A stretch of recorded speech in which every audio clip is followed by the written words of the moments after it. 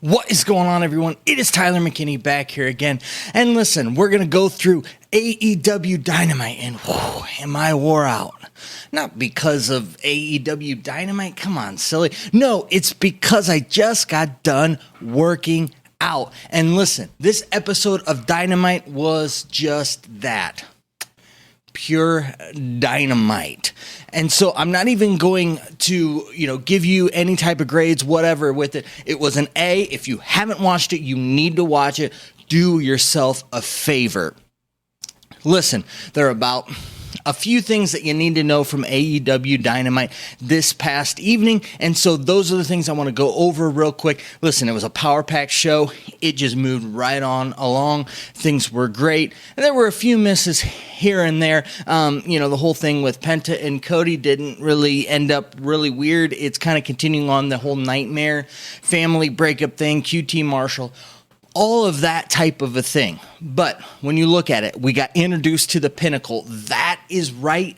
That is MJF and Tully Blanchard's new faction. And listen, they're there. They're going to take over AEW. That's right. That's what they plan on doing. And first and foremost, they're going to get rid of Chris Jericho and his inner circle. That's what's happening. Now, when we look at things, we got this whole thing going on with Eddie Kingston, Moxley, and the Good Brothers. And, of course, like always, like good heels, the Good Brothers came out and they cheap-shotted the actual good team. So the Good Brothers are really the heel, and Moxley and Kingston, they're really the good guys. I don't know. But it is what it is. And listen, this match was kind of one of those where it was supposed to push the storyline through. Now, granted, Moxley and Eddie Kingston got the win. I wish they would have got a cleaner win as opposed to just a roll-up. But hey, listen, they got the win here. But this space is not about the win. It's about the whole breakup of this Bullet Club reunion type of a thing, and it finally came to a head. We had pretty much the Good Brothers beating up Mox and Kingston at the end, and of course, who comes out but Kenny Omega and Don Callis, and they're in the ring, and they're destroying Kingston and Moxley, and they're getting ready to, put a finish to Moxley, and who comes out? The Young Bucks. The Young Bucks come in and save the day, and they're wanting them to do the Too Sweet thing, but it doesn't happen. And finally, the Bucks draw a line in the sand.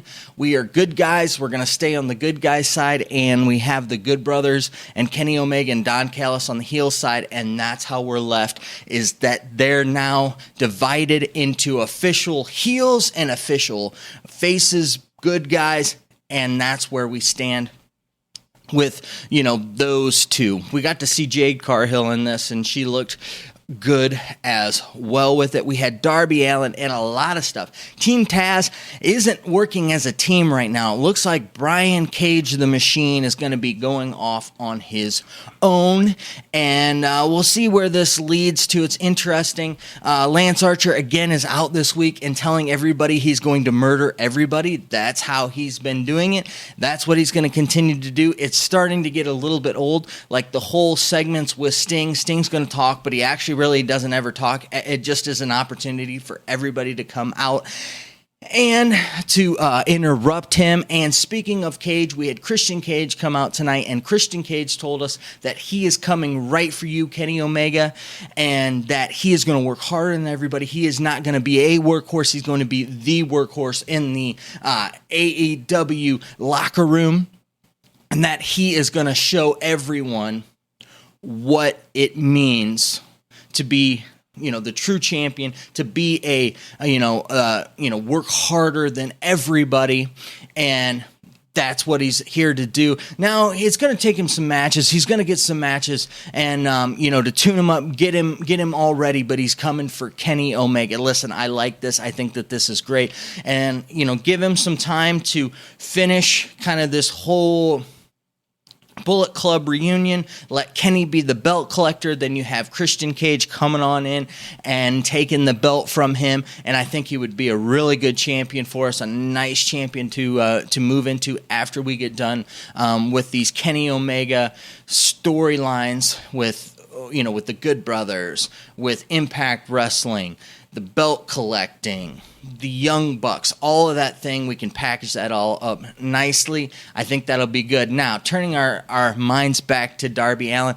Listen, this is something I've been saying for a while. You have the TNT title, and the TNT title should be, defended a lot more often. And so we're going to get that. Darby Allin's going to start defending it more. He's only defended it 3 times. And I am glad that they said this. I'm glad that he came out and did this because I totally agree with him. He needs to be defending it more, and especially on TNT. So finally, now that we're done with this whole, Sting thing, we can start, progressing to that. I think that you're going to start to see some more with Scorpio Sky. I really think that they're going to push Scorpio Sky into this position of, the heel going for that TNT title. We might even see maybe Brian Cage coming back into that fold again.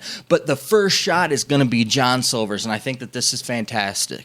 Listen, Hungry Bear, he is hot. He's red hot right now, and I think that, getting him in there, I think is going to be a good thing. I got a feeling he's going to get a loss, but he's going to look good doing that, and that's part of the point here, is to showcase the young and upcoming talent that you have in AEW. And on that note, before we get to, the finale of the night, and it truly was the finale, it was amazing. Let's talk about AEW. One of the things that I just love about AEW is they can cut a promo. They know how to cut a promo. They know how to talk on the mic, and it's just organic. It flows. They understand what they're going to do, and they're moving with it. And listen, MJF, speaking of, young talent, he is probably one of the premier guys right now in wrestling who you can just pick up a mic and you can just, pretty much almost guarantee every time it's going to be gold.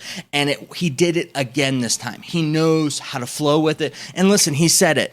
He's only 24 years old. He's going to be doing this for a very, very long time. And that should scare the likes of WWE and everybody else, because this guy is 10 times better than anybody else you have on the mic right now. Now, listen, this is no knock on the talent. It's no knock on anybody in their locker room. It could be just your writing.